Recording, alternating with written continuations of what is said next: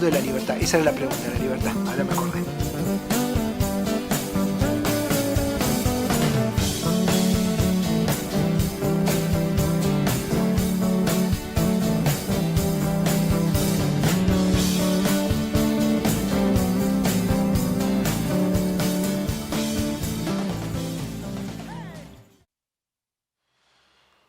Bueno, Diego, buenas tardes. Buenas tardes. Buenas tardes. Buenas tardes. ¿Cómo estás? ¿Bien? ¿Bien? Bien, muy bien. Me alegro. Gracias por la invitación. No, por primero favor. que nada. Invitarte es realmente un placer. No creo ser tan importante como dice Divididos, pero gracias gracias por la Esa invitación. falsa humildad. Después vamos a ver las luces. ¿Qué venís pensando? En el plano profesional o en el plano personal. El que te guste.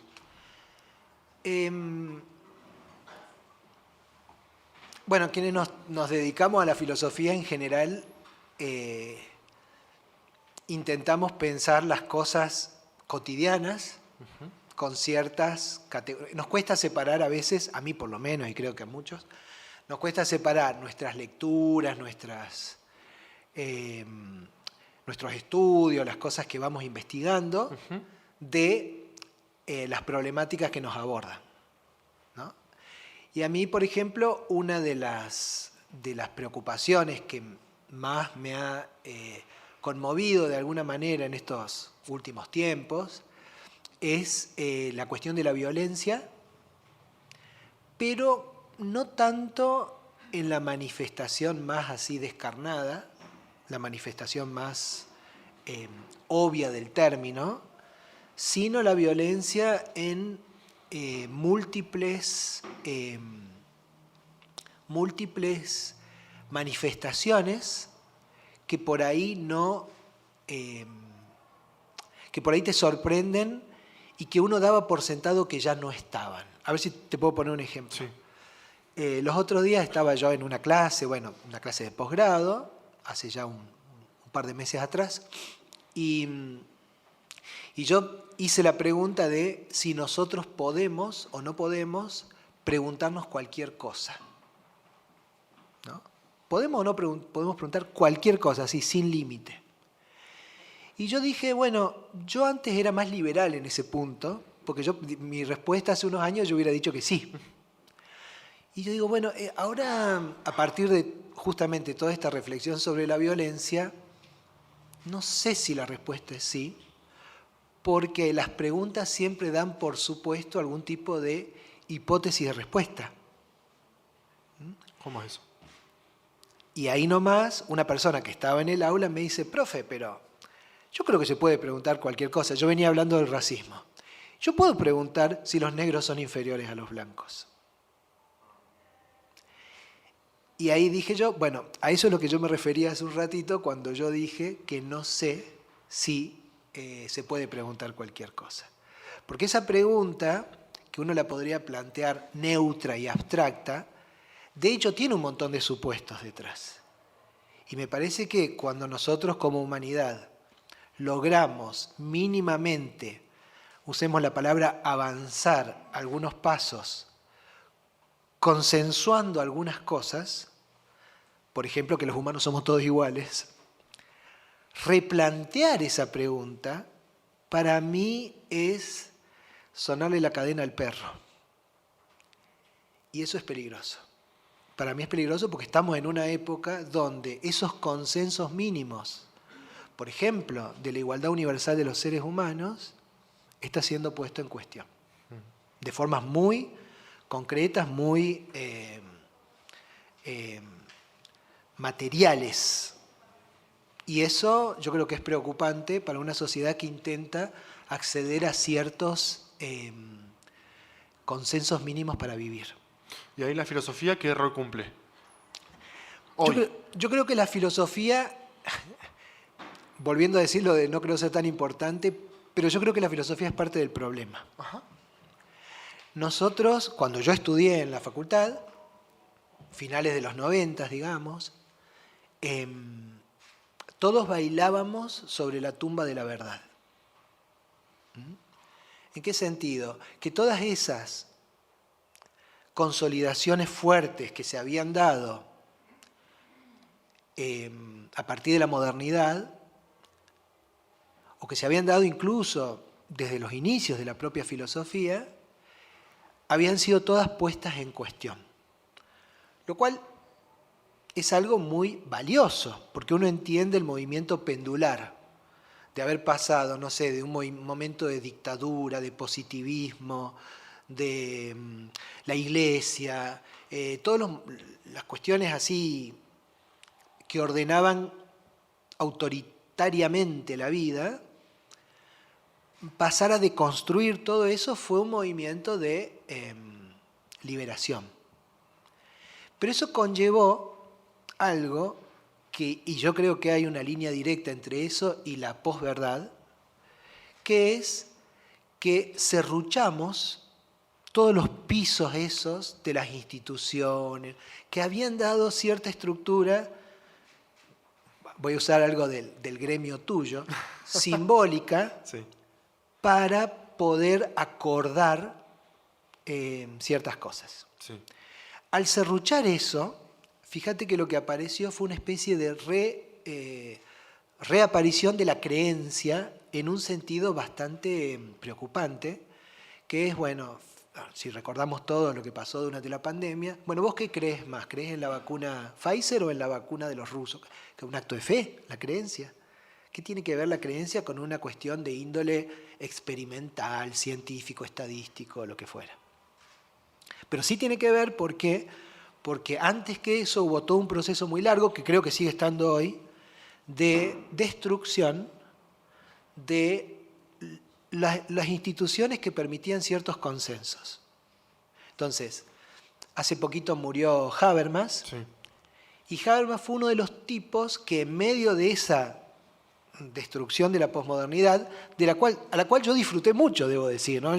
Yo vengo de ahí, o sea, no es que quiera renegar, es como si yo quisiera renegar de San Francisco, recién Claro. hablamos, y yo Sí. vengo de ahí, ¿qué voy a hacer? Uno trae el sesgo. Dicho eso, también uno tiene que hacer autocrítica. Sí. Y me parece que ese espíritu, digamos, de cierto relativismo en las identificaciones, que tenía razón de ser frente al espíritu autoritario, conllevó una especie de tribalización de las verdades. Y tribalizar las verdades, no trivializarlas también, pero tribalizarlas, Ajá. tribalizarlas no es necesariamente trivializarlas, porque adentro Sí. la tribu puede ser una secta, ¿no es Sí. cierto? Y pueden matar por esa verdad. Sí. Pero impide la posibilidad de algo universalista. Vos fijate que las instituciones universalistas hoy, pensemos en las Naciones Unidas, la que fuera, los derechos humanos, Ahí, están siendo puestos en tela de juicio. Pienso lo de los derechos humanos porque recuerdo haberte leído en Hacia la Tierra sin Mal, columna que leo religiosamente. Gracias. Recuerdo que en las primeras habías hablado de los derechos humanos. Creo que fue en la primera, en Mis Judíos. Que traías a esta mujer Raquel Odara, que ella pone el origen de los derechos humanos en la Biblia. Pero eso, ahí esa idea me parece muy interesante para charlarla, pero hay una bifurcación que encontrás, una lateralidad ahí, que es cuál es la implicancia actual de haber creado algo, o de pertenecer a algo que creó algo, que es incluso un poco más liviano. Y esta cuestión de que en la Biblia se pueda registrar el inicio de los derechos humanos no asegura que quien lea la Biblia aplique una ética según los derechos humanos. Entonces, y ahí lo voy a juntar un poco con lo que venías diciendo, de la época, de estar en la época, de estar en el hoy. Bueno, Hegel tiene esta definición, esta categoría, que la filosofía es capturar la época con el pensamiento, Así es. que es prima hermana de lo que dice Lacan en Función y Campo de la Palabra en el 53, que dice, Lacan incluso dice renuncien, no es que no puede practicar, renuncie quien no pueda unir a su horizonte la subjetividad de la época. Sí. ¿No? Pero sigo preguntando por el rol de la filosofía hoy, en la docencia, en los lugares en donde circula la filosofía, por ejemplo, en términos de los derechos humanos? Otro autor que nosotros estamos estudiando, digo nosotros porque con el equipo de investigación mío, estamos estudiando, se llama Hans Joas, o sea, Joas con J, pero Joas, un alemán, que él tiene otra teoría muy distinta del origen de los derechos humanos, que es que los derechos humanos nacen, ¿cuándo fue? Hoy es, ¿cuándo fue el día de la declaración de la Revolución Norteamericana, el 4 de... Ese es hoy. Hoy es 4 de julio. 4 de julio del 76. Eso muestra mi... cierto, eso muestra, hablamos de eso, eso muestra mi ubicación en el tiempo, pero 1776, efectivamente. En la declaración, Joas dice que ellos se declaran como sensibilizados frente a 3 hechos que le causan gran repudio: la esclavitud, la tortura y la pena de muerte. Por supuesto que después se olvidaron y siguieron haciéndolo, pero eso no importa. Y la teoría de él es que cuando Tocqueville estudia la democracia en Estados Unidos, vuelve a Francia y lleva esa sensibilidad que empalma con las ideas de la Ilustración y todo eso. Que en realidad las ideas de la Ilustración tranquilamente podían seguir conviviendo con la esclavitud, la discriminación y demás, y que lo que permitió la Declaración de los Derechos del Hombre y del Ciudadano de 1789 es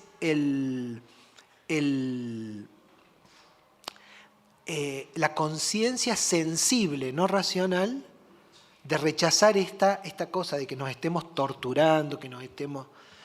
Pero entonces, es sensible.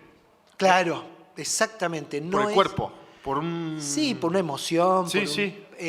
No es un silogismo racional.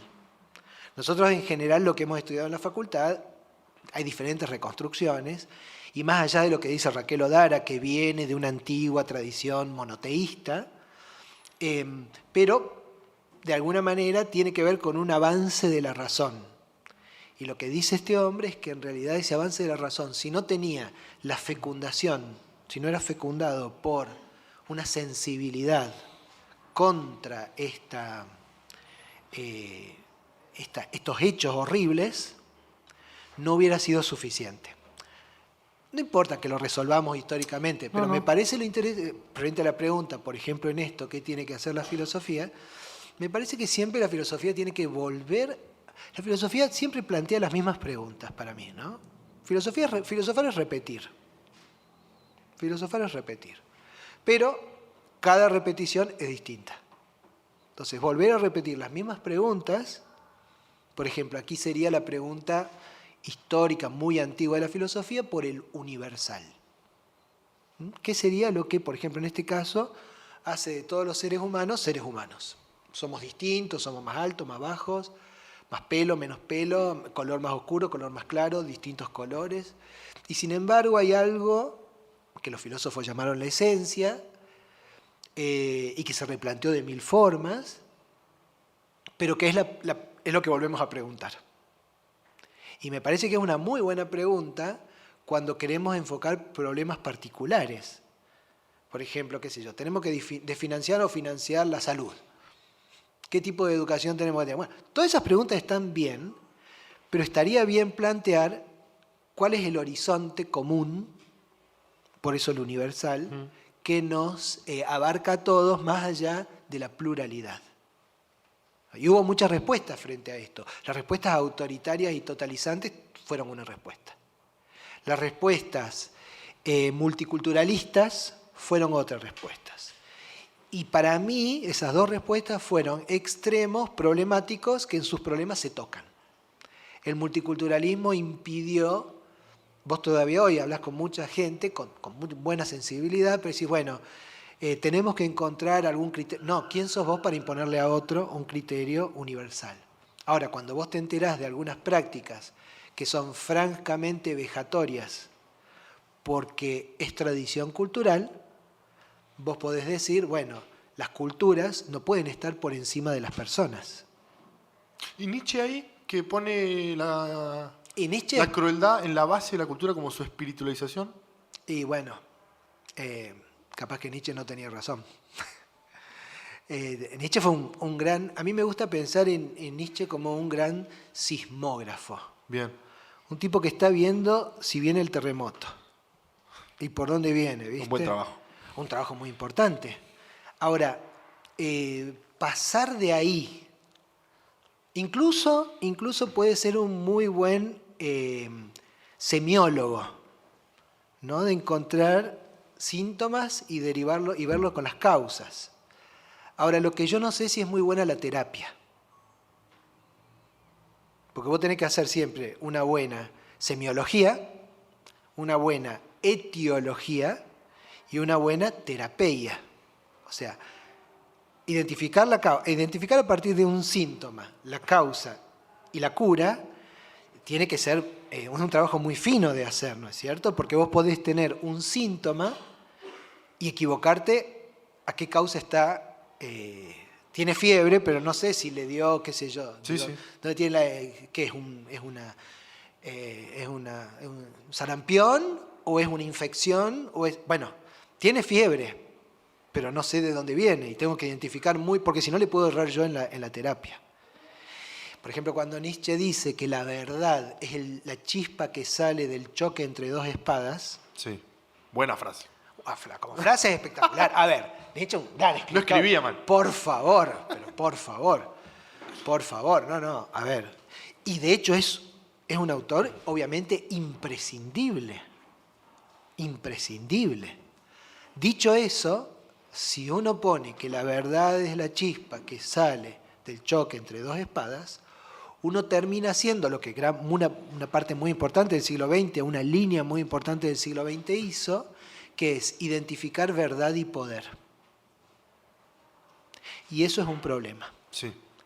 No estoy diciendo que no haya juegos de poder en la definición de la verdad, Sí.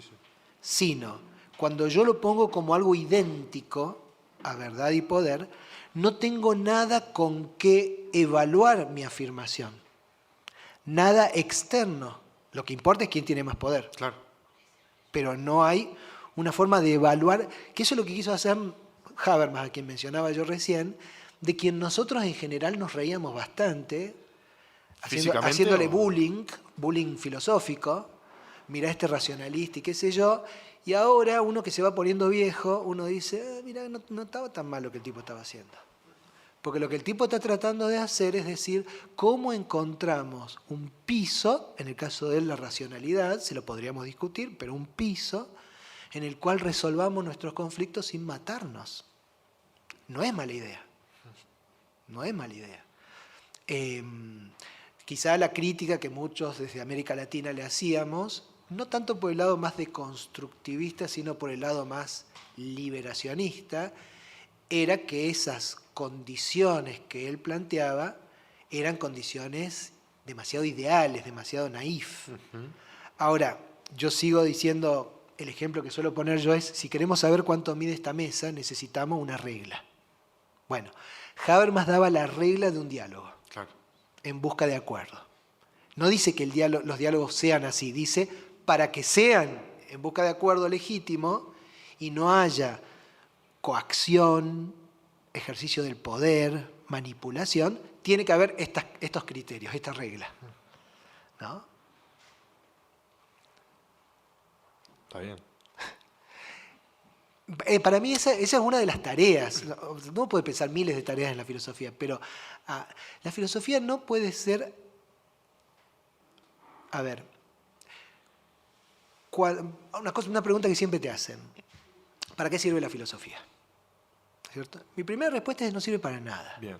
Yo, desde mi rubro, voy a coincidir. ¿Estás de acuerdo? Desde el psicoanálisis, ¿Estás de acuerdo? Bueno, coincido. y en parte es cierto. ¿Para qué sirven los hijos? Para nada. Pero son la cosa más importante del mundo. Algunos sirven para menos que nada. No, es cierto, pero bueno. Pero ¿para qué sirven los hijos? Uno no tiene hijos para satisfacer lo que uno no pudo hacer. Porque si lo tiene para satisfacer, pobrecito, el chico o la chica. Sí. O sea, ¿qué quiero decir con eso? Que valen por sí mismos, no por lo que yo consiga. Las cosas que valen por sí no son... A ver, yo voy a usar este vaso mientras no se rompa. El día que se rompa, a menos que lo quiera yo como reliquia de algo así, yo lo voy a tirar. ¿Por qué? Porque es un útil que se volvió inútil. Pero hay cosas que valen por sí y no por lo que yo obtengo de ellas. No es una relación instrumental. No es puramente instrumental, claro que no. Si no es como el capítulo ese de Los Simpsons, que a mí me gusta bastante, que Homero le dona un riñón al abuelo y cuando termina el capítulo están todos rodeando la cama de Homero con la cicatriz de que le sacaron el riñón y entonces dice Homero, no importa que todo lo que yo necesito está aquí y lo toca a Bart en el riñón. Claro, lo que yo necesito no es la familia, Claro, sino el riñón de Bart. O sea, claro, si yo voy a tener una relación instrumental, estamos en un problema. Entonces, hay aspectos de la experiencia humana, por ejemplo, la amistad, por ejemplo, el amor, por ejemplo, tener hijos, por ejemplo, el arte, que empiezan a tener un valor por sí mismo y no por lo que yo obtenga de ellos. Dicho eso, ahora voy a negar todo lo que dije. También tiene la filosofía un valor práctico. Coincido también. Es decir, no es que no tiene efectos. Y pueden ser efectos positivos o negativos, pero no es que no permite prácticas que nos ubiquen en el sentido de nuestra existencia, que nos ubiquen en los límites de nuestro conocimiento, que nos permitan pensar la praxis ética, política y económica. O sea, tiene un montón de discursos a lo largo de muchos siglos que fue pensando estos múltiples problemas y ofreciendo en cada época sus respuestas. Y nutrirnos de esas respuestas es súper valioso, porque nos enriquece el discurso. Ahora, dicho eso, esa parte instrumental, sigue siendo cierto que hay algo de valor en sí mismo independiente del uso que yo haga de ello. Como la experiencia artística. Vemos a la gente que hace arte acá y nos enriquece. Entonces tiene un valor, tiene un resultado útil. Un efecto, por lo Tiene un menos. efecto. Pero yo pienso que uno también podría pensar esa misma obra independiente de sus efectos con un valor en sí mismo. Por ejemplo, el valor de la amistad. Digo, si alguien se hace, suelo decir esta cosa medio vulgar, no me voy a permitir repetirla acá, pero en clase digo, bueno, suponete que uno se hace amigo de otro porque la hermana está buena, o el hermano, lo que le guste, es muy astuto, pero no es amistad. Es muy astuto, está bien. O porque el padre tiene una empresa y va a conseguir un trabajo. Y astucia, bárbaro. Ahora, amistad yo diría que todavía no es. Uno no puede, por la fuerza, hacerse amigo de alguien. No es algo que uno programa. Ahí está lo del evento. Ahí está lo del evento, que es una cosa muy importante. Muy interesante. Muy importante para pensar en filosofía, que viene de Heidegger. La palabra que la tradujeron al castellano por vía del francés es evento. En alemán sería la ocurrencia. Se puede traducir también acontecimiento o acaecimiento, que es lo que cae a tu cabeza sin que vos lo hayas de pronto. ¡Toc! Vos te podés disponer, Claro. pero no podés causar. Y a Heidegger le interesa eso como lo que sucede en la época, en la era que nos toca. Por eso lo de Heidegger hay algo de destinal, que, bueno, sucede algo y nosotros tenemos que hacer algo con eso. ¿Y el psicoanálisis ahí? El psicoanálisis es algo, yo no soy psicoanalista, ¿no? Pero me toca leer y estudiar y trabajar con gente vinculada a ese mundo. El psicoanálisis tiene un estatuto mixto, ¿no?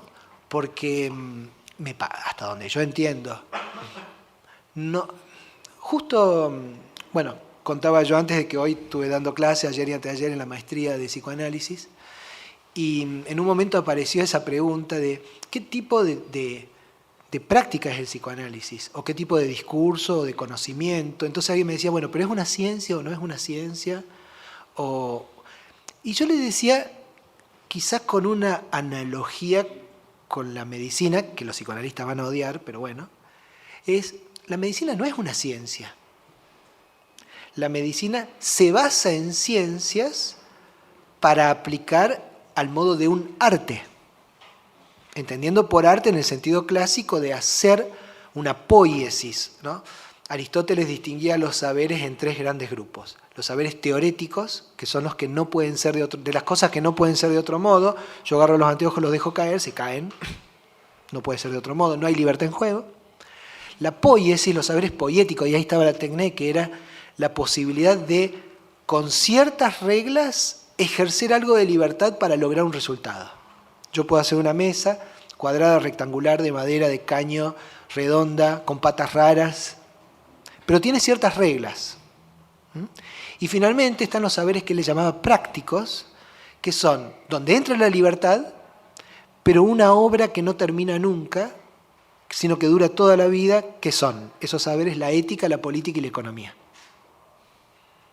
Porque yo tomo decisiones en libertad sobre mis decisiones éticas, políticas y económicas a lo largo de toda la vida. ¿No? Esa división de Aristóteles a mí me parece que sigue siendo bastante interesante. Entonces, pensando en el psicoanálisis, me da la impresión que los psicoanalistas no pueden prescindir, no sé, del estudio de las patologías. Incluso del estudio de la biología, por más que después reconozcan que no se puede reducir un síntoma a una relación puramente biológica. Ahí Hilda, perdón, pero ahí Hilda, la Vitar, primera, sí, Vitar, sí, claro. nuestra primera Elena, Vi. hizo mucho énfasis en eso cuando estuvimos acá, que es importante saber, por ejemplo, por qué ocurre un delirio. Si es por un tumor en el cerebro o si es por otra cuestión. Absolutamente. ¿No? Esas cuestiones de la formación son importantes, son graves. Absolutamente. Fíjate que esto es parte de por donde empezamos la charla, que es qué pasaba cuando yo estudié filosofía en finales de la década de los 90 hasta muy al inicio de los 2000. Lo que se llamó en filosofía el giro lingüístico, Sí.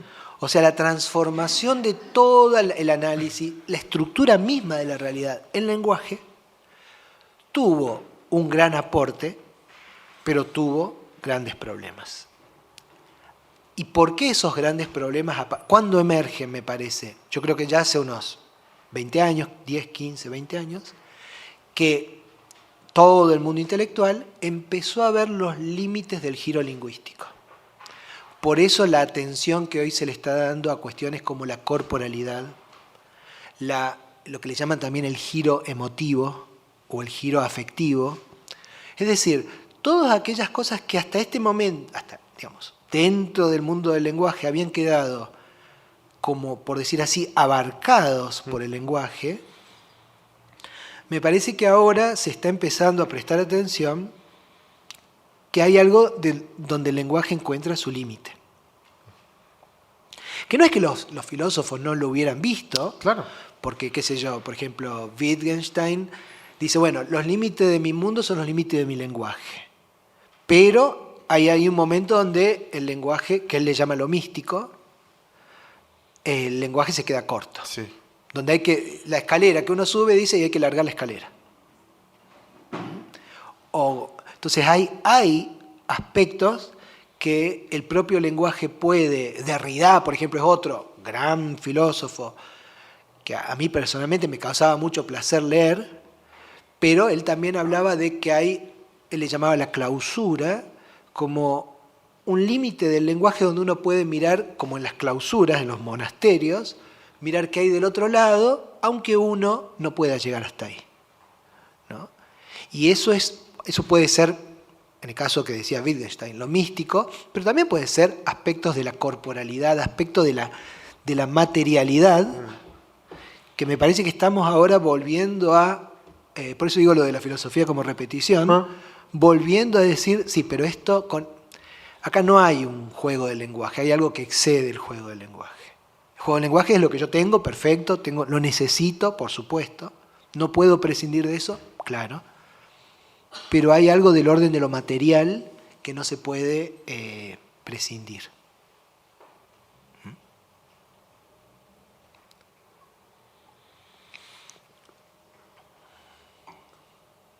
y la relación lenguaje-cuerpo. Porque pienso que lenguaje no es la palabra No, claro. hola. Hay incluso está la pregunta si es posible el lenguaje sin cuerpo, ¿no? Y no solo como carne, sino como todo lo que implica tener un cuerpo. Y pienso esa relación, ¿no? Lenguaje-cuerpo y cómo la época, esto que estuvimos hablando, le fue sustrayendo las palabras a los cuerpos. Esta cuestión de que está todo en el aire, pareciese. Y vemos los efectos en los cuerpos. Es interesante esa lógica, ¿no? Se le sustraen el lenguaje o las palabras a los cuerpos y los cuerpos van ahí como bolsas de huesos. Y esos efectos, que después aparecen mucho en la clínica también, son interesantes de ver y de trabajar y de preguntar, porque no son los mismos los otros de hoy que los de hace 30 años. Por supuesto, por supuesto. Y eso exige, voy a insistir con esto, pero es algo que me interesa mucho, exige caminar la época. Y me sigo preguntando, voy a volver sobre esta pregunta, sobre la relación entre el lenguaje y el cuerpo, qué efectos tiene, qué consecuencias ves, cómo ves nuestra relación con el lenguaje hoy. ¿Nos peleamos con las palabras? ¿No los peleamos? Te leí también alguna vez que dijiste que las palabras se atacan, ¿no? Y como una ofensiva contra el lenguaje. Bueno, ahí son como dos cosas, ¿no? Vamos primero con la primera, el tema lenguaje y cuerpo. Dentro de esa crítica que yo hacía a lo que fue digamos, el siglo XX con sus formas de entender el lenguaje, una de las líneas más potentes que se derivan de Nietzsche es mostrar cómo el lenguaje era también un ejercicio del poder. O sea, el lenguaje, un poder sobre los cuerpos.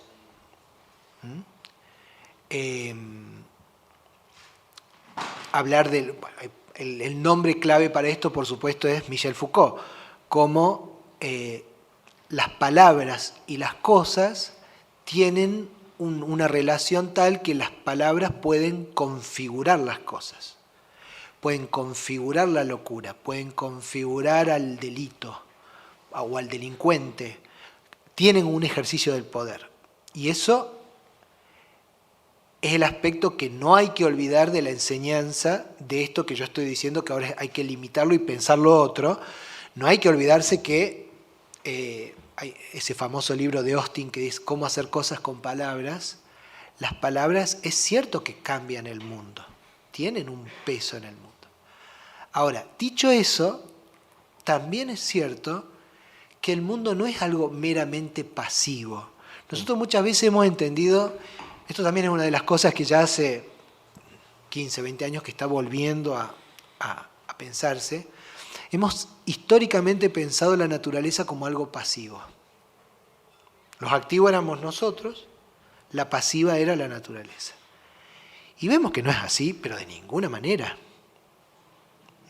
Que hay fuerzas que el ser humano quiere contener y que las fuerzas se disparan, ¿no? Estamos en una crisis ecológica global y no quiere decir que vayamos a dominar mucho. Es decir, hay un vínculo entre la palabra y la materia, digamos, y el cuerpo como parte de la materia, donde las palabras efectivamente tienen una fuerza de transformación, de programación, un poder, ¿no? Pero al mismo tiempo, esa materialidad retiene su propia potencia. Y da ¿cómo se dice? Cuando la gente dispara, yo no sé nada de armas, pero cuando pegan el tiro con la escopeta, le da el culatazo, ¿no? Sí. Les da el golpe de retorno, no es neutro el asunto. Entonces, mantienen los cuerpos una potencia que el lenguaje finalmente no termina de domeñar, no termina de domar. De Asir. De Asir. Los cuerpos finalmente, Sí, totalmente. la materia finalmente tiene su propio logos, dirían los griegos, y nosotros por más que le queramos la ratio, la razón, fue la traducción del logos en la Edad Moderna. ¿Y qué era la ratio? De ahí viene racionalizar, ¿no? Vamos a ordenar, está todo esto, muy bien, entonces lo vamos a poner acá, así, así. El lenguaje que hace, coordina. Por eso a Foucault le causaba mucha gracia y siempre se reía mucho del texto este de Borges, me parece que es El idioma analítico de John Wilkins, donde dice, bueno, el emperador había hecho como un ordenamiento de todos los animales. Por ejemplo, animales que de lejos se veían como moscas, otros que cabían en un dibujo. Ordenamiento que para nosotros es absurdo, y Foucault lo hacía para mostrar que hay algo siempre de arbitrario en nuestras palabras, en nuestras denominaciones y demás. Pero hay otra tradición, antes lo mencioné a Heidegger y ya que estamos lo podemos volver a traer, que es que dice que el lenguaje es una forma de abrir el mundo, pero que los intentos de ratio, de racionalizarlos, de ejercerles un poder, bueno, pertenecen al mundo de la de la técnica, pero hay algo que los excede. Heidegger le llama el ser, llamémosle como querramos. Pero hay algo, si querés ponerle esta materialidad o esta dureza del mundo. Y que es muy importante tenerlo en cuenta porque ahí es donde se juegan otros aspectos, ¿no? Incluso aspectos vinculados con la libertad de las personas. Y hablando de la libertad y de las posibilidades de la libertad, si es posible la libertad. Con relación la libertad, nosotros... Bueno, a ver, primero recordemos brevemente a qué podemos llamar bioética, ¿no? Bioética es hay muchas definiciones, pero es un campo donde personas de diferentes disciplinas, gente del campo de la salud, gente del campo del derecho, de las humanidades, interactúan para abordar problemáticas vinculadas con la salud en general, la salud humana, pero la salud en general también, ¿no? Los primeros bioeticistas, el más famoso se llamó Potter, que en el año 71 publica un libro que se llama Bioética, un puente al futuro, y él dice que la bioética es un puente hacia el futuro o el discurso sobre la supervivencia humana. Año 71, y el tipo era un oncólogo. Esto es interesante, Potter era un oncólogo. Porque ¿qué es el cáncer? El cáncer es un montón de células que se niegan a quedarse donde están y se niegan a terminar su ciclo. Entonces, ¿qué hacen? Conquistan. Por supuesto que al conquistar el resto del cuerpo, liquidan el cuerpo y se liquidan a sí mismas, ¿no? Entonces, Potter tenía la idea de que la bioética tenía que ser frente a las transformaciones tecnocientíficas, sobre todo después de la Segunda Guerra Mundial, y los efectos que eso podía tener sobre las personas y sobre la naturaleza, en el caso de Potter. El resto de la bioética medio que reculó de eso y se volvió de nuevo antropocéntrica. Hoy de hecho, desde América Latina hay un impulso muy grande mostrando que la bioética no puede ser solamente lo que yo firmo cuando me van a operar de la rodilla. Claro. ¿No? La bioética tiene que ser un discurso que incluya la alimentación, la producción de alimentos, los ecosistemas, la educación, la salud en un sentido amplio, sabiendo que los humanos no podemos estar saludables en un ecosistema enfermo.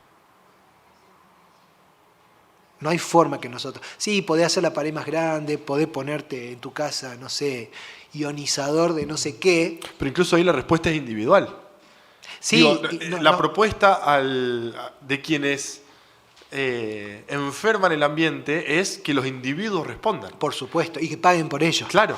Claro. ¿No?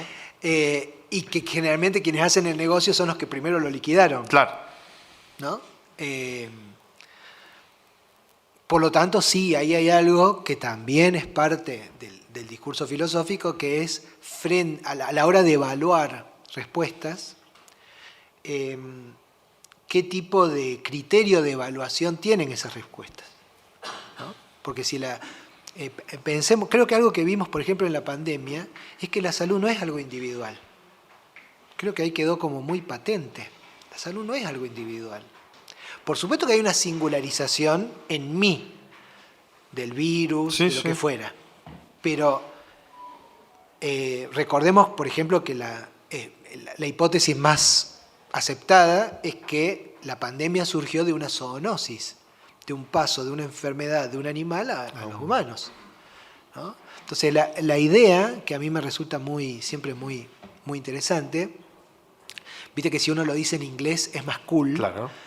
Y más aceptado científicamente. Entonces ahora le hablan de One Health, que es una única salud, que mucha gente lo critica, pero que para mí tiene un valor de decir, bueno, a ver, ¿cómo estamos viviendo en este contexto? Fíjate, yo hace muchos años que estoy pidiendo que actualicen el registro provincial de tumores de la provincia de Córdoba. Sí. El último que sacaron, el único que sacaron, que es el último, es del año 2013. Sí. Llevamos 13 años. Un whistleblower, como le dicen en inglés, uno que sopla el silbido, alguien que te da un dato por debajo de la mesa, me dijo que ya hace varios años que está listo el nuevo, ¿no? Pero no lo han publicado. Y uno, como no es una buena persona, entonces uno tiende a pensar mal de la gente. Entonces uno dice, ¿por qué no lo habrán publicado? Y yo, como soy una persona mala y mal pensado, pienso que no lo quieren publicar porque los datos son peores. Vos tenés muchas más chances porcentualmente de enfermarte de cáncer en Arroyito, en Devoto, en San Francisco, estoy hablando de camino a Tierra Santa, que en el aire mugriento que respiramos acá en Córdoba. ¿Y eso por qué? Bueno, por todos los pesticidas que se arrojan, y que, a diferencia de lo que pensaron cuando crearon la llamada Revolución Verde, que es cuando inventaron los transgénicos con los pesticidas que le van, pensaban que solo iba a afectar a la hojita donde caía. Claro. Y sabemos que no, y hay una investigadora acá, por ejemplo, de la universidad, con un equipo de ciencias químicas que sacan agua del río Suquía, cada tanto, y van sacando y van viendo lo que hay. Y es aterrorizante lo que encuentran. A partir de Córdoba hacia el este, que va hasta Mar Chiquita, hay muchísimo de productos del campo, sobre todo los pesticidas y sobre todo los antibióticos de los feedlots. Y todo eso entre nosotros lo estamos respirando, lo estamos contrayendo, justamente porque no somos, creo que una de las grandes cosas de nuestra época y de la importancia del conocimiento científico es, y ahí está la materialidad, es que hoy sabemos que lo que afecta a un yuyo también nos afecta a nosotros, porque todos salimos del mismo origen. Todos salimos de aquellas primeras moléculas que empezaron a autodividirse, de las cuales salió toda la vida y somos todos del mismo origen. Finalmente todos venimos de ese, tiene una sigla, me parece que es LUCA, que es como esa primera molécula viva de la cual devinimos todos. Por lo tanto, hay cosas que si afectan a los demás, también nos afectan a nosotros. Entonces, la bioética, ¿qué hace para mí? O qué debería hacer, es la posibilidad de poner en cuestión, de analizar y poner en cuestión, por ejemplo, nuestras formas de vida y los efectos sobre nuestra salud. También la bioética es firmar un consentimiento informado en una clínica. Sí, no son excluyentes. Pero eso es el vértice institucional que está muy bien frente a prácticas vinculadas con el paternalismo médico o la investigación, capítulo extremadamente preocupante. ¿Por qué? Porque todos sabemos que hay que experimentar con humanos en un determinado momento de un tratamiento. Ahora, ¿cuáles son los criterios éticos? ¿Quién los controla? ¿Quién lucra con eso? son aspectos extremadamente, a mi juicio, preocupantes, por ejemplo en la provincia de Córdoba, y yo no veo que sea tema que se pone en cuestión en la opinión pública, diría Habermas, para que todos pensemos algo donde sin ser reactivos, pero que sean procesos legítimos donde, por ejemplo, los sujetos están siendo protegidos y su salud está siendo garantizada. O sea, la filosofía también, para volver dentro de la parte práctica, si vos querés, de la parte que sí es útil, también es una herramienta de política. ¿Por qué? Porque pone en cuestión procesos que sectores muy poderosos no quieren que se vean, no quieren que se pongan en cuestión. Y bueno, y nuestro trabajo es romperles la paciencia a esos sectores. Y hay entiendo, una cuestión con que es imperioso, necesario, imprescindible, la aplicación de la ética para que sea tal.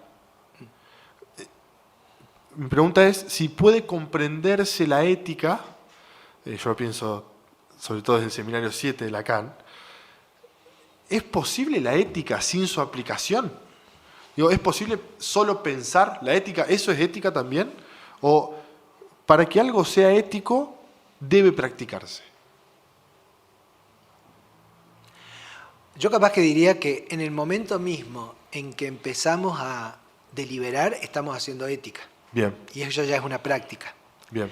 Pero me parece que hay como un momento previo a esto y es, recordemos brevemente que ethos quiere decir varias cosas, pero originalmente tiene que ver con la forma de ser, con una forma habitual de ser. En realidad originalmente tiene que ver con la costumbre y mucho tiempo después pasó a querer decir las normas, las leyes. Por eso, por ejemplo, alguien como Heidegger y toda esa línea diría, a ver, la ética es como un producto derivado, la ética como habitualmente la entendemos, ¿no? Sí, Es decir, sí. bueno, sí, esto está prohibido, esto está permitido, ¿cómo van a hacer esto? Más bien parecido a los griegos, piensa que la ética es conformar una forma de ser. Bien. Y si bien yo creo que no hay que desprenderse de la otra, la ética en el sentido de, bueno, salir a discutir Sí, el marco. el marco regulatorio de tal cosa, y eso es muy importante, Sí. y que sean criterios legítimos, transparentes y demás, creo que no es mala idea pensar esta idea del ethos, de la forma de ser, con los cuales nosotros configuramos o formamos la gente en la sociedad. A ver si puedo poner un ejemplo. Varios de los que estamos aquí estamos vinculados con el mundo de la educación. Sí. ¿Cómo educaban, por ejemplo, los griegos a sus generaciones jóvenes?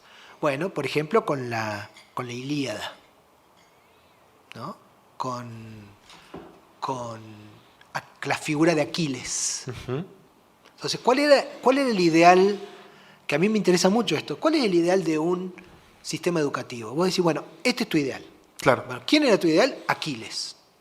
Tipo valiente, astuto, qué sé yo, cruel, porque estaba haciendo la guerra, no te quedaba otra. Entonces, ese era tu ideal. ¿Cuál es el ideal? Pongámosle en la Edad Media. Los santos, supongo yo. La figura de una determinada persona que cumple con ciertos criterios. Pensemos cuál sería el ideal de la Edad Moderna. No sé, por un lado uno podría tener a Galileo y por otro lado podríamos tener en el origen del Renacimiento a Miguel Ángel, ¿no es cierto? Personas que tienen un acceso a la verdad científica y un acceso a la belleza, por ejemplo. ¿Cuál sería el ideal hoy? No sé. A mí me da como que si vos le preguntás son los influencers. Un amigo mío una vez me dijo, yo tengo mi hijo que quiere ser influencer. Y yo le digo, ¿influencer de qué? Porque digo, yo también quiero ser influencer, yo también quiero influenciar a la gente. Ahora, influenciar, yo sé para qué. Más o menos sé para qué los quiero influenciar. Pero, ¿influencer por influencer? O sea, y justamente hablando de estas cosas con tus colegas, decían, bueno, pero Messi podría ser un... Yo no sé si la gente quiere ser Messi. Mis colegas decían que era Messi. No, claro, era como una hipótesis. ¿Cuál sería el ideal de mucha gente? Ser Messi. Yo no sé si Messi, porque ser Messi es muy sacrificado. ¿Sabes todo lo que hay que correr todos los días para ser Messi?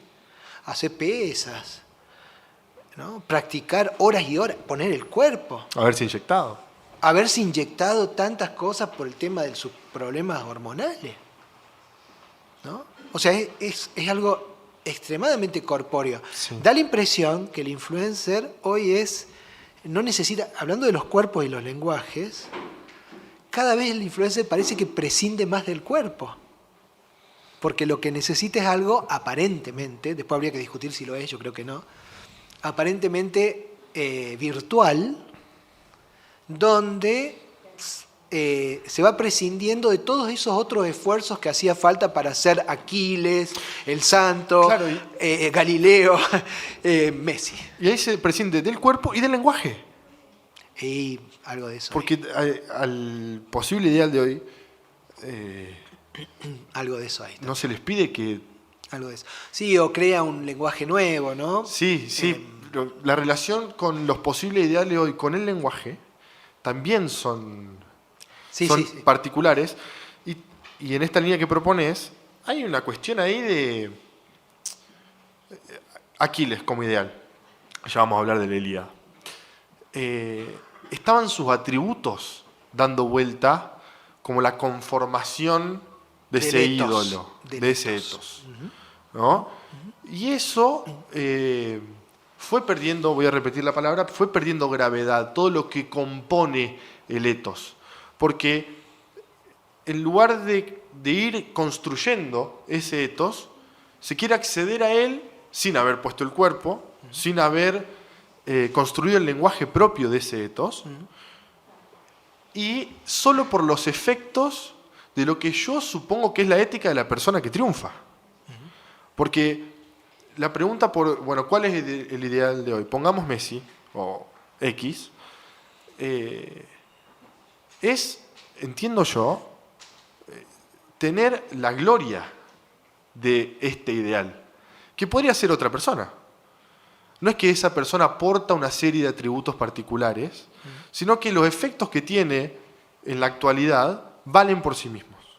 A ver, una cosa que yo aclararía es que nunca hay el no etos. O sea, me parece que hay una ética y un etos diverso, que a lo mejor lo interesante sería analizar cuál fue y cómo llegamos a ese etos, pero me parece que hay ese etos. Sí, total. Que justamente tiene algunos rasgos. Por ejemplo, esta especie de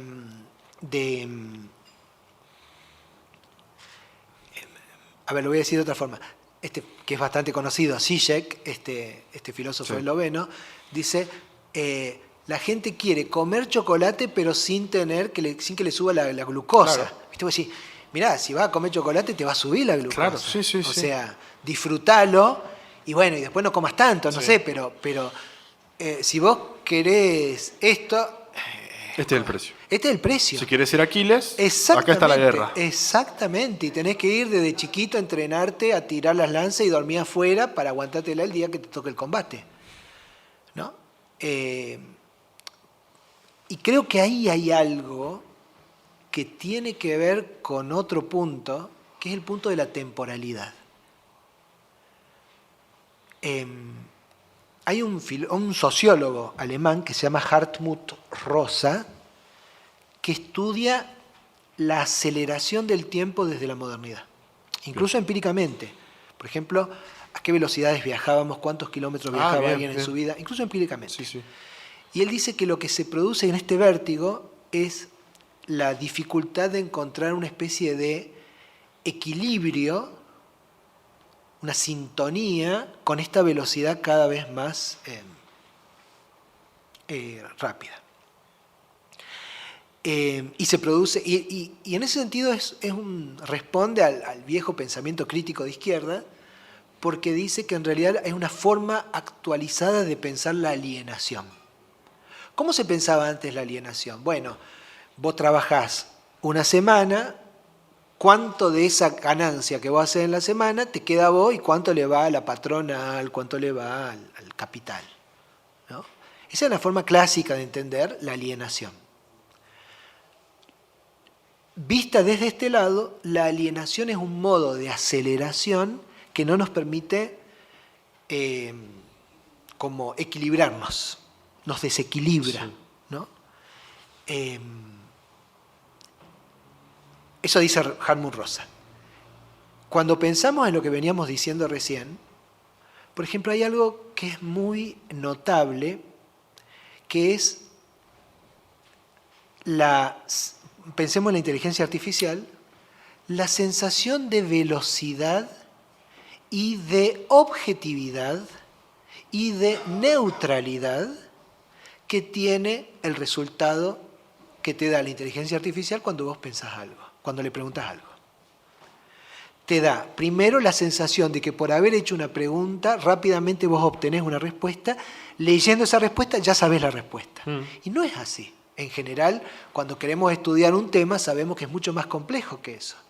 Que hay que leerlo, que hay que masticarlo, que hay que pelearse con el autor, que hay que no entender, ¿no? Que hay que dejar los libros y decir, ¿qué quiso decir este? Bueno, y después, con esto no estoy diciendo, por favor, que no sirva, porque a lo mejor es una llave a todo eso. Ahora, si es solo ese el resultado, tenés la sensación, la ilusión de rapidez. La otra ilusión es la ilusión de neutralidad, cuando en realidad lo que hay cargado, como en todo, es un conjunto de sesgos de personas que fueron alimentando la información de esa máquina a lo largo de generaciones y generaciones y generaciones que quedaron plasmadas ahí, ¿no? Y finalmente da la ilusión de cierta objetividad y neutralidad, sí, ¿no? Lo cual implica que no hay responsables de frente a esto. Pero para volver a lo que yo decía de la temporalidad, hay una sensación de necesidad de aceleración y de inmediatez, justamente pensando en el éxito, que desconoce, para volver a Messi, los años y claro, años y años que este chico hizo desde que era chiquitito, pateando la pelota. ¿Tendrá habilidades personales? Por supuesto, pero junto con esas habilidades hay un montón de ejercicio cotidiano, como cualquier cosa que querramos hacer que valga la pena. De esfuerzos. De esfuerzo cotidiano, decir, bueno, yo quiero estudiar a este autor, muy bien. Y eso me va a llevar, ¿cuánto? 4 o 5 años. Y es así. Con suerte. Con suerte, y es así. Y bueno, ¿y vos querés ahorrarlo? En inglés se dice cortar las esquinas. Vos querés cortar la esquina así, podés, pero no vas a haber hecho el ethos del que estamos hablando. Sí, y eso tiene efectos. También tiene efectos. Tiene efectos. Y ahí lo pienso en la subjetividad de la época. Lo pensé el otro día leyéndote, no me acuerdo a partir de qué artículo, pero se me ocurría la posibilidad de pensar como una de las características de la subjetividad de la época, la cuestión de la subjetividad que le huye al deber. El deber en toda la equivocidad que tiene el deber, ¿no? El no deber, en el sentido de el deber en tanto obligación, incluso moral, como la imposibilidad de hacer con un deber, entonces excluirlo del horizonte, pero también de la deuda, ¿no? Esta cuestión de yo no le debo nada a nadie. Absolutamente. Partiendo del lenguaje que se lo debemos a quienes nos preceden, una deuda fundamental. Y también ahí recordaba leerte en cómo el capitalismo funciona, no recuerdo a quién mencionabas, pero está esta cuestión de que el capitalismo funciona como una religión, pero hay una diferencia fundamental que es en la religión, la cancelación de la deuda es posible. Y en el capitalismo no. Eso es de Walter Benjamin. Un texto que se llama El capitalismo como religión. donde él usa la palabra Schuld en alemán, que incluso en el viejo Padre Nuestro se decía, perdona Sí. nuestras deudas, Sí. ¿no? Porque esa es la idea de la falta en una deuda. Claro. Con la diferencia que en el capitalismo, yo siempre digo que es como la 1050. Vos no sabés lo que era 1050. La M.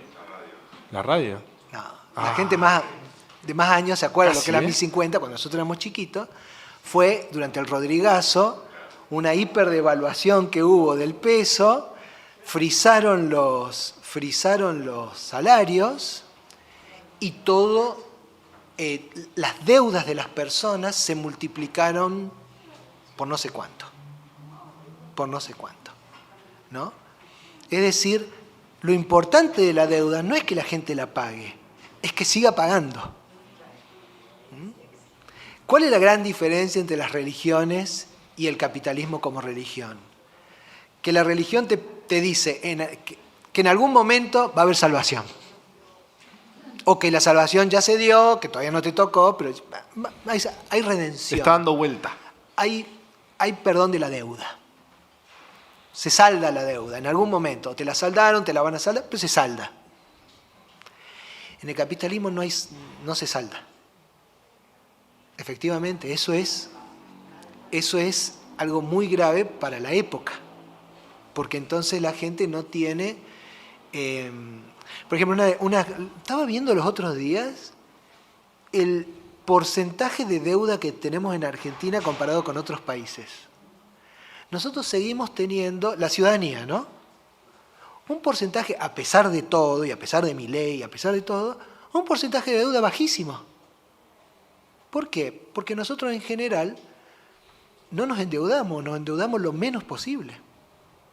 Y no solo los que somos de San Francisco, que no nos gusta, ¿viste? Esa cosa. La deuda, sino en general la gente tiene muy pocas deudas en Argentina. Cuando vos ves la deuda que tienen en otros países, comparado acá al lado nomás con Chile, es impresionante. Y ese es el efecto del neoliberalismo. La gente endeuda a toda su familia para que sus hijos vayan a la universidad.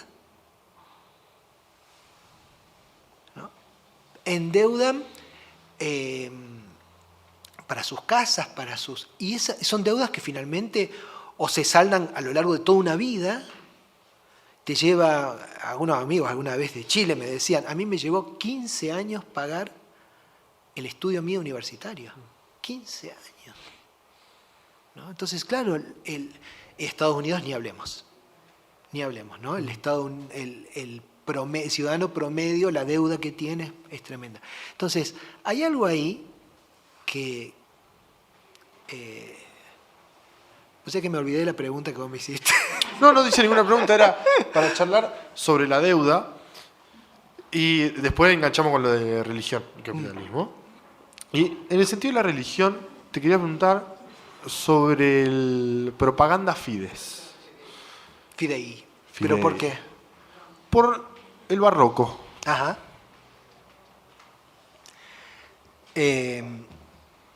Bueno, nosotros acá en Córdoba somos hijos del barroco. Somos hijos de un mestizaje, pero ese mestizaje se dio hablando de la época, en la época barroca. Y el barroco es súper... Yo cada vez le estoy prestando más atención porque me parece que son esos momentos históricos que marcan mucho el futuro después de eso. El barroco es la respuesta... A ver, lo voy a decir de otra manera. Cuando uno lee el mainstream, por ejemplo, de la sociología, leemos... Lo que voy a decir ahora me baso en este autor Hans Joas que mencioné antes. En general dice, bueno, ¿qué sucedió con la modernidad?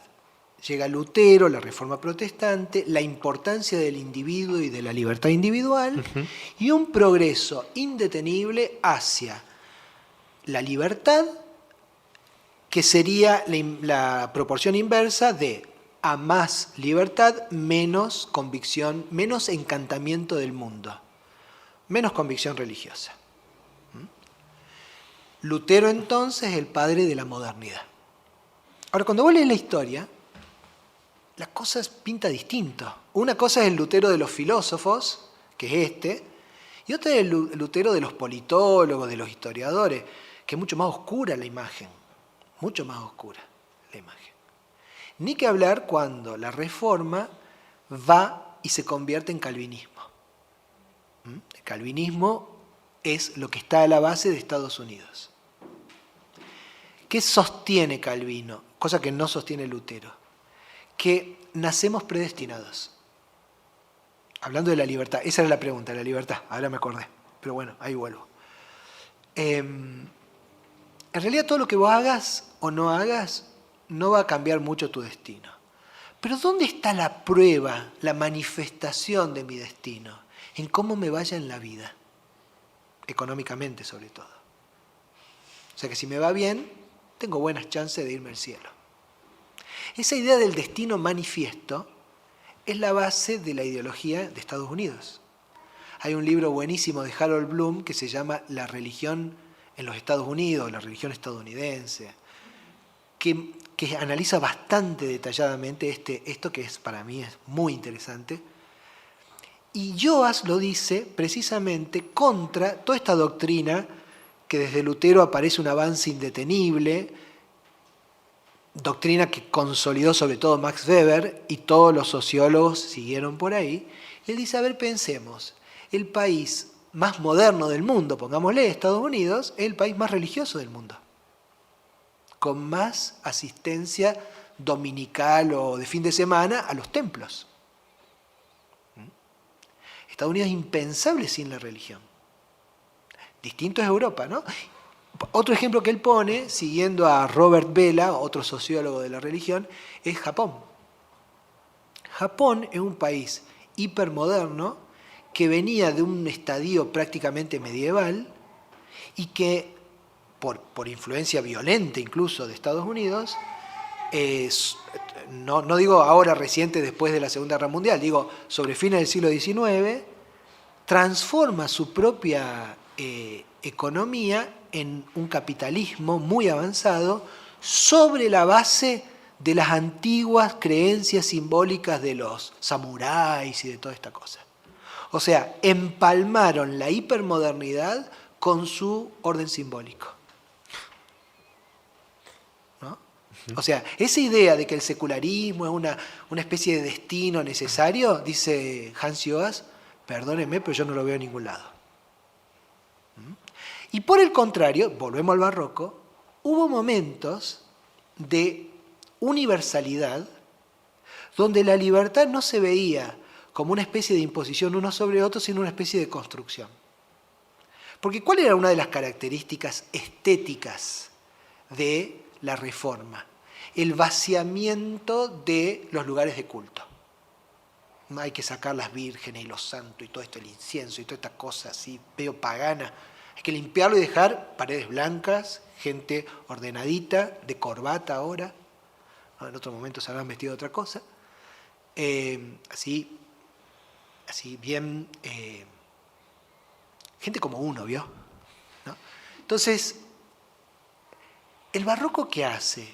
El barroco dice, ustedes quieren, porque esto es lo que dice Joas, dice, esa idea de que el reformador fue Lutero desconoce que hubo muchas reformas antes y muchas reformas después, ¿no? Muchas reformas previas y muchas reformas posteriores. Una de las reformas posteriores es la contrarreforma llamada también, de la cual el barroco es parte. Entonces, ¿qué hacen?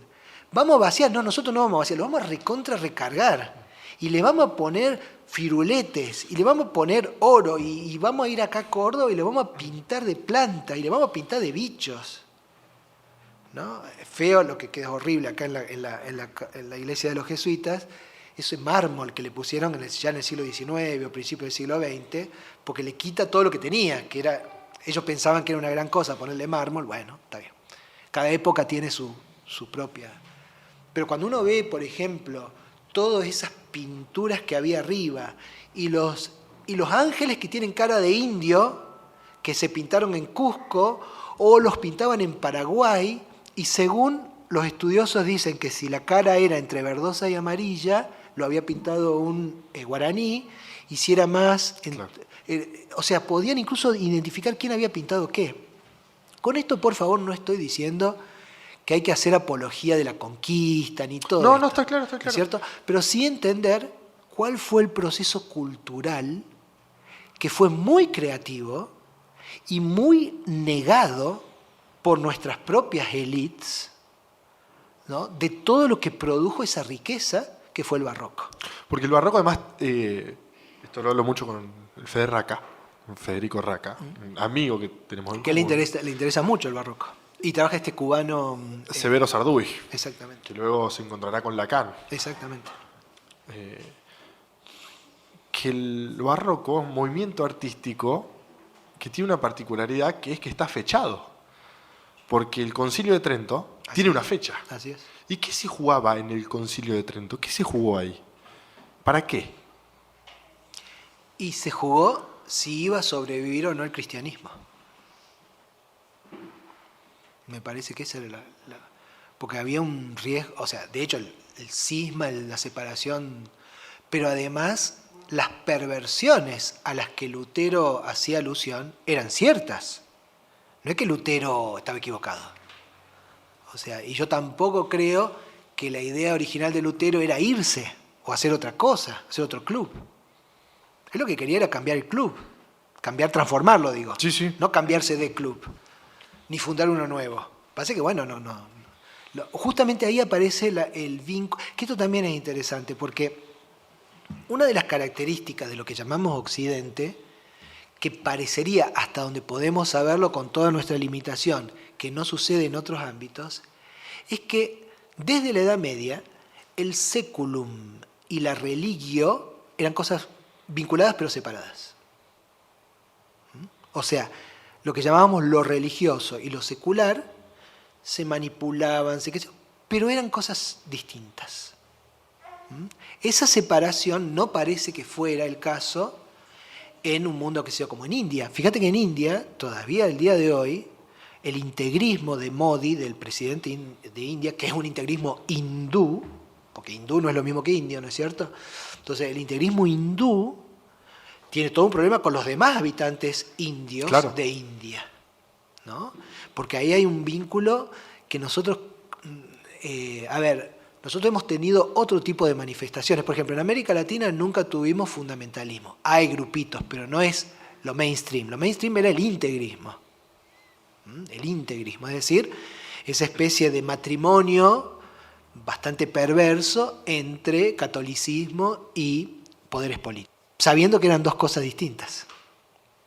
El fundamentalismo, en cambio, el fundamentalismo es algo totalmente nuevo. Debe tener poco más de 100 años el fundamentalismo. Incluso Bloom lo reconstruye toda una serie de eventos que sucedieron a fines del siglo XIX en Estados Unidos, donde empezaron a decir, bueno, nuestra regla es la Biblia. Eso no sucedió nunca en ningún país católico. Es más, nadie le importaba la Biblia mucho. Sí, era un libro que estaba ahí, importante, sí, pero ¿quién sabe? Los otros te dicen capítulo, tanto versículo, como los lacanianos, ¿viste? Lacan, en la conferencia de tal, del 13 de abril de 1973. Página, más o menos. párrafo. Pero... Hay un problema ahí, ¿eh? El problema de la cita exacta es un problema. Por supuesto. Es que la cita exacta es, puede traicionar el espíritu. Lo traiciona. Claro. Porque no traiciona, justamente. Exactamente. Citar al pie de la letra es un tema no que... renueva. Hay una cosa en San Agustín, que es una cita que alguna vez yo leí hace un montón de años, que es cómo la verdad surge de las malas interpretaciones. Y claro. Es espectacular. Siglo V, siglo ahí en el cruce del cuarto al quinto. El tipo dice, hay malas interpretaciones que dicen más verdad que la interpretación literal. Y Piglia dice, en ya la famosa conferencia, ¿viste?, que hace de Borges en la TV pública, que Borges cultivaba perfectamente el arte de la cita sin comillas. Por favor, por supuesto. Que es la más divertida de todas. Bueno, ¿dónde lo dijo? Y búscalo. por supuesto. ¿No? Una Es más, invitación a que algo suceda. hace un cuento de eso con el autor del Quijote. Con Pierre Menard. Pierre Menard. Pierre Menard, Hace un Quijote. cuento de eso. Tremendo. ¿Es cierto? Diego, bueno, acá tenemos la Ilíada. Ajá. El lugar en el que estamos. Furia de Aquiles, como me parece. Aquí, el Pélida. Este ciclo se llama Helena por Helena, con H. Y Yo no soy París. yo no soy Nunca, Aquiles. nunca hice esas cosas de París. Que no se te acuse Jamás me... que, no. no, que me palpen de armas. Esta edición me la prestó Federico, se la robé, él consintió el robo, así que deja de ser un robo. Y tiene como, bueno, ya has venido Elena, y seguramente lo has escuchado, este estudio preliminar, como los de Fondo de Cultura Económica. Y acá propone una cuestión muy interesante sobre la belleza, que la voy a leer, si me permitís. Son 2 pedacitos para que charlemos por fin esta cuestión. En primera instancia, dice, primero nombra a Menelao, el fiel a su pueblo, Menein y Laos, hermano de Agamenón, el fiel por excelencia, Agán, Memnón. Nos viene a decir, con el delicado lenguaje de los mitos, que la belleza, astro de nuestras noches, cuando faltan los astros del día humano, los sensibles como el sol, los inteligibles como las ideas, las ocupaciones científicas o técnicas, es por naturaleza lo raptable, porque es lo que nos arrebata y rapta a nosotros mismos. Es decir, define la belleza como lo raptable por naturaleza porque nos rapta. Y después, para hablar de este tema, que yo lo conecté con lo del evento, es, la belleza no interviene en la Ilíada desde aquellos puntos de vista bajo los que Platón y Aristóteles, y tras ellos la filosofía clásica, la considerará y valorará. Por ejemplo, los de orden, grandeza, simetría, visibilidad placentera, sino bajo el aspecto más vital e inmediato y probablemente más profundo de lo arrebatador.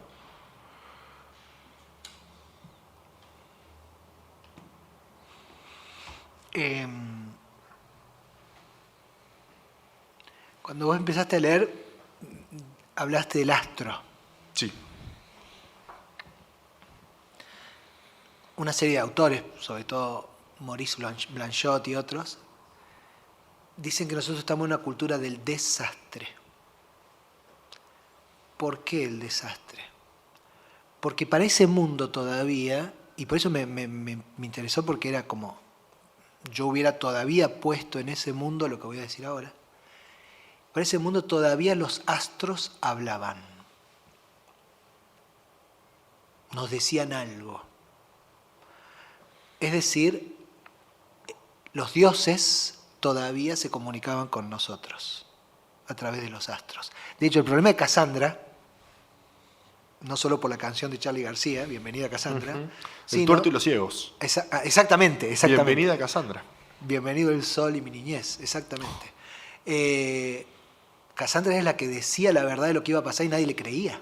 Por un designio de maldición, Apolo, que le escupe la boca. En principio tenía la bendición de decir el de futuro. decir, y el castigo es tremendo, porque no es que le saca el don, se lo pervierte, vamos a decir, se lo revierte. Sí, y o nadie socialmente, le cree. Sí, claro, socialmente hace que la sociedad no lo atienda. No le crea, que ella alerta sobre el caballo. Y entonces a mí me parece que eso está interesante, más allá del rapto, es la cuestión de que nos cuesta ver la belleza de eso que se está comunicando con nosotros, diría Heidegger, lo que nos está haciendo guiños, pero nosotros no lo podemos ver. No lo podemos ver. Y a lo mejor eso tiene que ver algo con lo segundo que decías, de que las características tradicionales de la belleza, simetría y qué sé yo, no son las cosas que aparecen aquí, sino, ¿cuál era la palabra que usaste? Aparecían como Orden.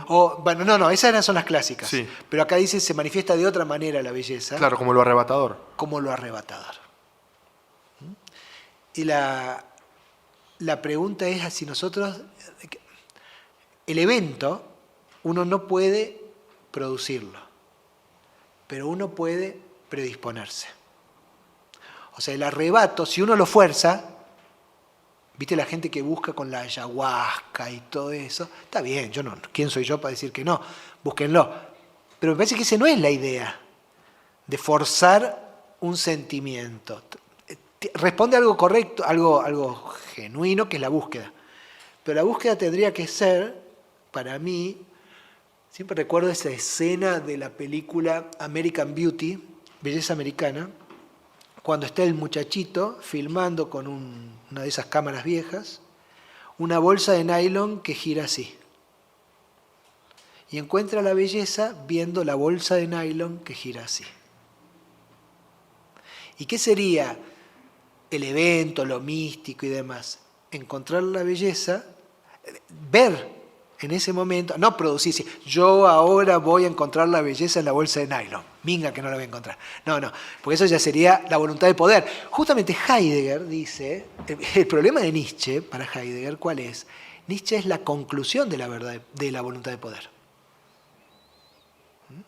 O sea, la voluntad de poder como el fin de la metafísica, el fin en el sentido de máxima expresión y acabamiento.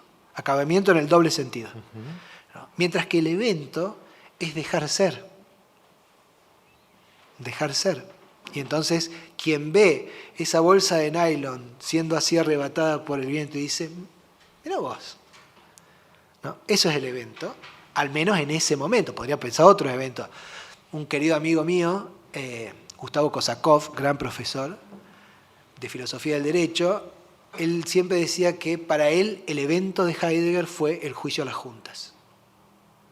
Sucedió algo que no pensábamos que iba a pasar. Nadie, estaba en los planes de nadie que se iban a juzgar a las juntas.